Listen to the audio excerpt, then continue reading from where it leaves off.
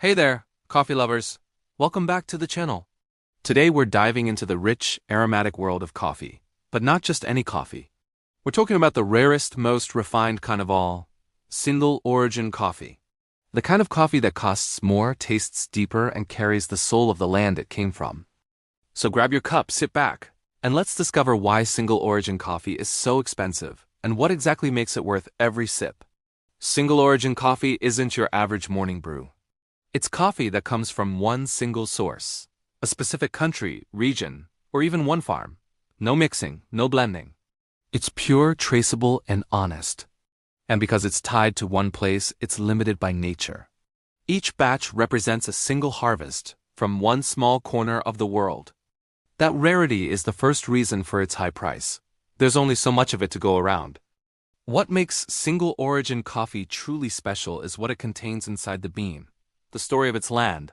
Soil, rainfall, sunlight, and altitude all leave their mark. High-altitude farms, often perched between 1,200 and 2,000 meters above sea level, produce slower-growing coffee cherries. The slower they grow, the denser and sweeter the beans become, developing complex sugars and aromatic oils. That's what gives single-origin coffee its deep flavor and fragrant aroma. But growing coffee that high up isn't easy. The terrain is too steep for machines, so everything from planting to harvesting is done by hand. A single picker can collect only about 100 to 200 pounds of cherries a day. And here's a fact, it takes nearly 2,000 cherries to make just 1 pound of roasted coffee. Every bean in your bag was touched, selected, and sorted by hand. Workers carefully pick only the ripest cherries, often going back to the same tree multiple times during harvest. That kind of precision takes time and skill, and it's one of the biggest reasons single origin coffee costs more. Once picked, the real work begins. Coffee cherries spoil quickly, so they must be processed immediately. Farmers use one of three main methods: washed, natural, or honey. The washed process cleans the beans with flowing water, producing a clean and bright flavor. The natural process dries the beans inside the fruit, creating a sweeter, fruitier taste. The honey method leaves a layer of sticky pulp on the beans, adding a rich caramel note. Each method demands patience and control. One bad rainstorm or too much sun can ruin the entire batch. After drying, the beans are hulled, polished, and sorted by size and color. Any defective beans are removed by hand. In fact, less than 10% of the world's coffee qualifies as specialty grade, and most single-origin coffee comes from that elite category. This level of quality control requires labor, time, and care that mass-produced coffee simply doesn't have. Another reason for the high price is ethics. Most single-origin coffee is sold through direct trade, meaning roasters buy directly from farmers instead of through middlemen. This ensures that the people growing the beans are paid fairly, sometimes 3 to 5 times more than the global commodity rate. Many of these farms are small, family-run operations that rely on these fair prices to survive. When you buy single-origin coffee, you're not just paying for flavor, you're supporting a system built on fairness and sustainability. Then comes the roasting, one of the most delicate stages of all. Single-origin beans are roasted in small batches, sometimes only a few kilograms at a time.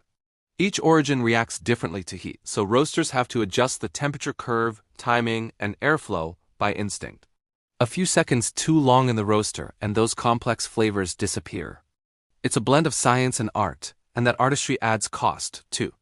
Roasters spend years perfecting their craft to ensure that what you taste in your cup truly represents the land the beans came from. Distribution also plays a role. Single-origin coffee doesn't travel through large industrial chains. It's often shipped in small lots from remote mountain farms in Ethiopia, Colombia, or Guatemala. Maintaining freshness means faster transport and careful packaging, all of which add to the expense.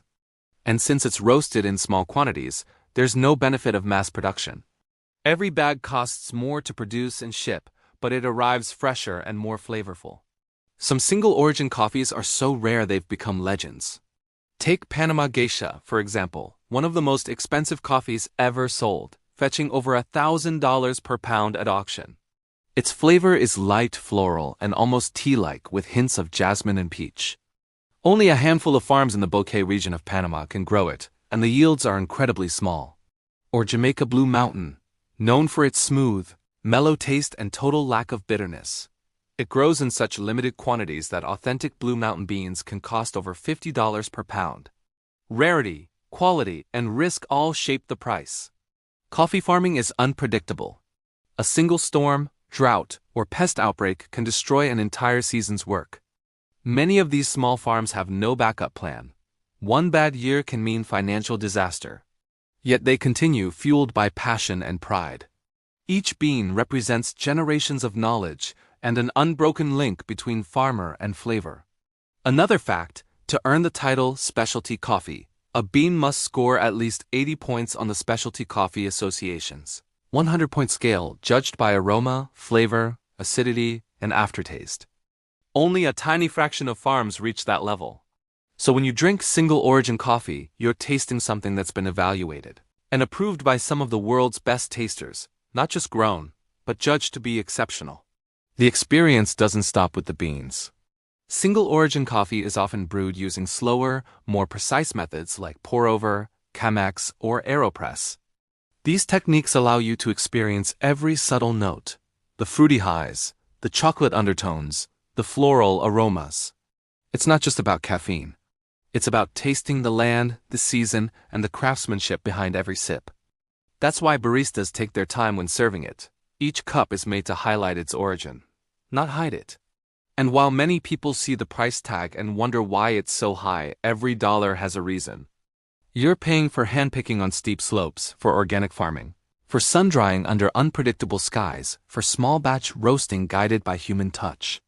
You're paying for a process that values authenticity over convenience and sustainability over speed. Inside every cup of single-origin coffee lies an entire ecosystem: the mountain air that ripened the cherries, the soil that fed the roots, the hands that harvested each fruit, and the roasters who unlocked its aroma. It's not a blend designed to taste the same everywhere. It's a snapshot of a single place in time, captured in liquid form. So yes, single-origin coffee is expensive. But it's expensive because it holds more than coffee inside. It holds identity, craftsmanship, and purity. It's a journey from farm to cup where nothing is rushed, nothing is replaced, and every step adds value. The next time you sip a cup of single-origin coffee, remember, you're not just drinking coffee. You're tasting the altitude of Colombia, the volcanic soil of Guatemala, the misty hills of Ethiopia. You're tasting dedication, patience, and tradition. And that's what makes single-origin coffees so expensive and so extraordinary.